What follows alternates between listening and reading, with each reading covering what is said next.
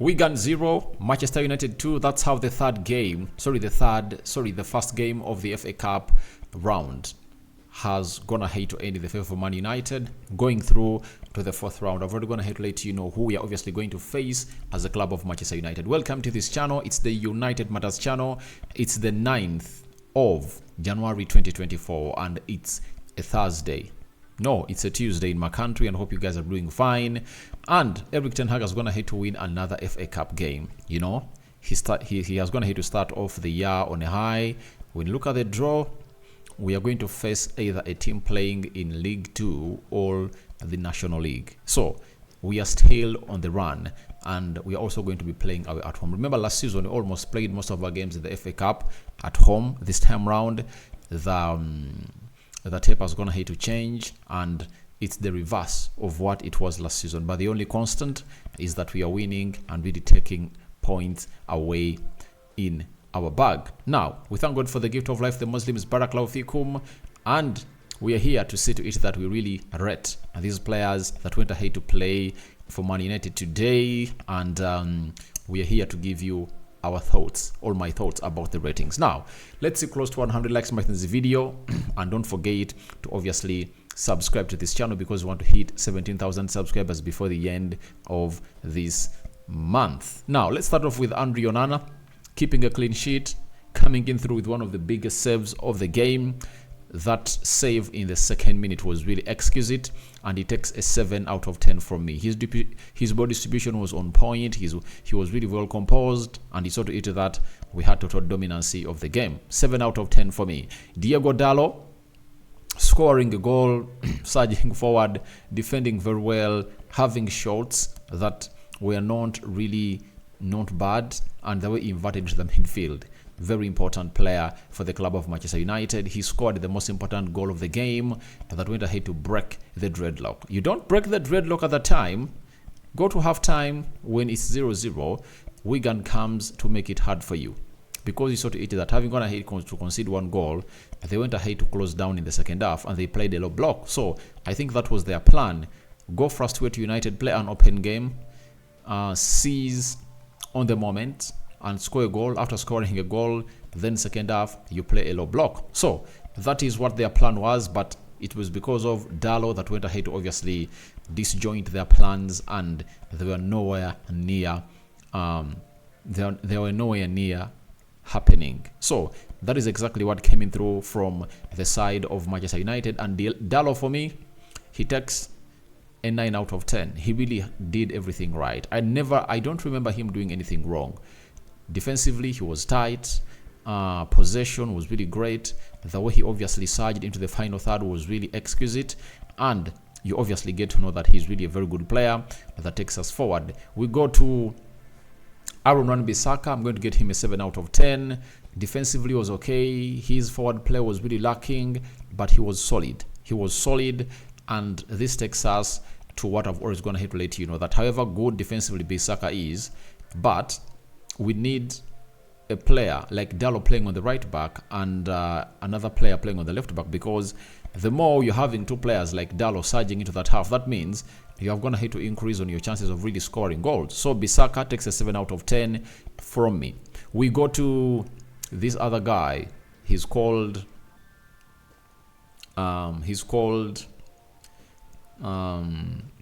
what's his name? Varane.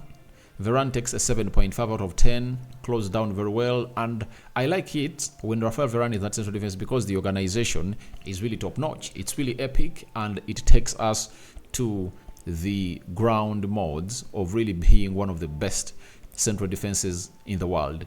His experience is really one of those that we're going to have to rely on to get results at the club of Man United, and trust me, no one comes close to this guy, especially when he's commanding that central defense. And I think he's one of those that we should keep, but he should take a pay cut. That is it. So he takes a 7.5 out of 10. John Evans, I'm going to give him a 7 out of 10. He really did his job, and he was really very composed. Rafael Varane and Evans have gone ahead to make a very good partnership amidst them having an age of 35,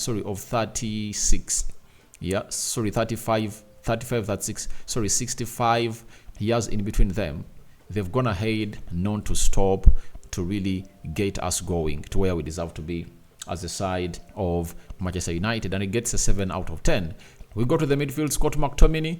I'll tell you, to me, he was the worst player on the field of play, and he takes a 6. He was an average player, and that's what he is.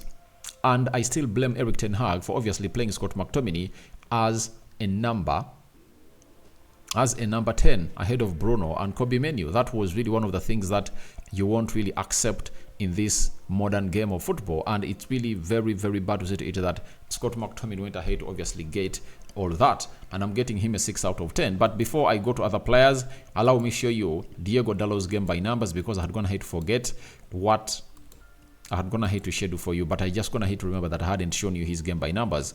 He had 100% tackles won, 96 pass accuracy, 69 touches, 48 out of 50 passes completed, 4 out of 5 ground duels won, 3 out of 3 dribbles completed, 2 key passes, 1 shot on target, 1 goal. Brilliant performance, that is Diego Dalot for the club of Manchester United, and that's why I've gone ahead to give him an 8.5 out of 10. Then I've gone ahead to give Scott McTominay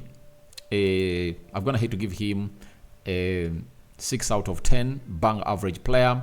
Then we go to Kobbie Mainoo. Guys, this is self-explanatory. This guy is gonna be one of the best players in the world. The only fear is that Erik ten Hag getting sacked, because he's the manager that knows how to turn him into a player. And we've gone ahead to obviously face a very huge problem at Man United, that at least every manager that has been at the club of Man United has gone ahead to discover some good talent, but because they don't long live at the club of Manchester United for years, the players they've gone ahead to obviously groom end up being dropped by other managers. For example, Van Gaal, Anton Martial, Rashford, Jesse Lingard, Tyler Brackett, Bostwich, which other player? He brought in like 6. There is the right back that used to play as right back for the club of Man United, and when he came in through, all those players really never went on, their careers never went on as to plan. Then Mourinho came in through, he just promoted Scott McTominay and Tuanzebe, and when Solskjaer came in through, he kept on Scott McTominay, but we know the qualities, Then Ole Gunnar Solskjaer brought in Greenwood. Then Ten Hag has gone ahead to bring in very many players: Garnacho, Kobbie Mainoo, Hannibal, Pelestri, Amad Diallo, and very many others, the Kambalas of this world. So what does that mean? For this guy to obviously be prosperous at the club of Man United, all we need to do is one: let's keep him around. And for me, Kobbie Mainoo gets a very huge rating. And before I really rate him, I'd love to obviously show you his game by numbers as we took on this side of Wigan. 100% dribbles completed, that is 10 out of 10. 90% passing accuracy, 86 touches, 61 out of 68 passes completed. Then 8 out of 8 tackles won, 10 out of 13 ground duels won, 3 out of 3 long balls completed, 2 out of 2 dribbles completed, 1 key pass. He was flawless on the night, and this guy is a one to watch, and I give him a 9 out of 10. At that age, performing at that level, especially donned into that jazz of Man United, it's a different scenario altogether. That is it, coming in through from Kobbie Mainoo, and it takes a 9 out of 10 for me. Then we go to Bruno Fernandes. Scored a goal, a penalty, and he was really playing as a deep-lying midfielder. And that's what I hate about Erik ten Hag, playing this guy as a deep-lying midfielder. But he got himself a penalty, and he went ahead to score it to make it 2-0 for the club of Man United, concealing our performance. 88% passing accuracy, 86 touches, 52 out of 59 passes completed, 6 key passes, 4 crosses completed, 2 ground duels won, 2 big chances created, 1 penalty won, 1 goal. That is it. And I give him 8.5 out of 10. That is Bruno Fernandes. We go to Garnacho Alejandro. he really had very many shots at goal, and he really went ahead to feed in Rasmus Højlund sometimes. On that header that he really misses, it was a Garnacho effort, and I think Garnacho really played very well, and what a way to obviously put in a lot. And on the right, he's showing us that he's a versatile winger. What he does on the right, he can do it on the left, but for the 2 games I've gone ahead to see him play as a right attacking midfielder, he has gone ahead to show me that he plays better as a right winger, you know, than a left winger. Have you seen how he has gone ahead to pace those left backs? The way he cuts inside and shoot with his left foot, you know, that ball that trotted off the crossbar. He's really great. And this was his game by numbers.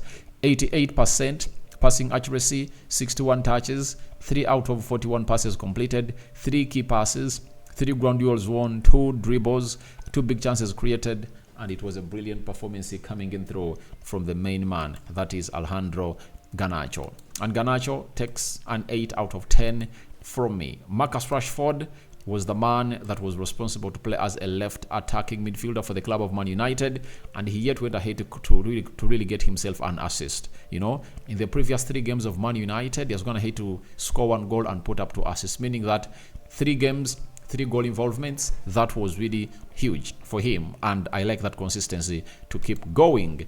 When you look at his game by numbers, 85% passing accuracy, 73 touches, 41 out of 48 passes completed, 8 dribbles, 6 key passes, 2 ground duels, 1 assist. That is the man himself, known as Marcus Rashford. You get? So Rashford, I get him an 8 out of 10. Not bad for him. Let's go to Rasmus Højlund, who really had 3 chances to score and never really scored none. But I like the fact that they went ahead to create him very many chances. So I'm getting him a 7.5 out of 10. But he needs to be more clinical because the chances were there for him, and he had all what it takes to obviously kill off those chances. We go to the substitutes. Facundo Pellistri. For Facundo Pellistri, I'm getting him a 6.5 out of 10. I liked his energy, the way he obviously shifted into midfield and obviously played very well. That is a 7.5 out of 10, 6.5 out of 10 for me. Kambuala, I give him a 6.5 out of 10 too, because we went ahead to put in a shift. Hannibal, 6.5. And who else came on? Omori, Foson Omori. He also went ahead to make his United debut, and I get him a 7 out of 10 for the club of Manchester United. So guys, my man of the match. Oh, before I go to the man of the match, there is one person I have to talk about. He's none other than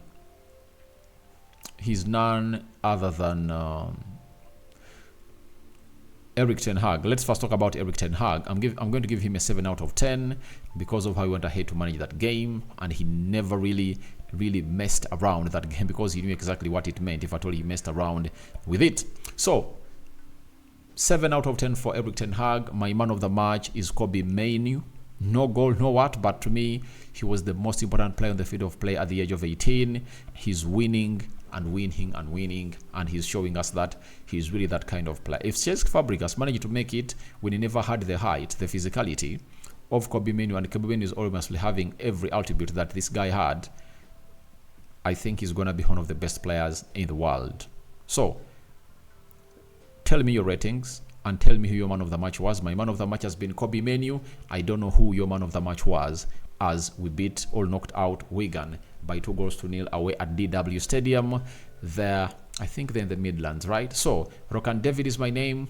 Don't forget to subscribe, smash the like button, comment and share. If you're only watching us for the very first time, endeavor to subscribe to this channel so as not to miss out on stories that we do upload in here on a daily. Bye bye. See you later.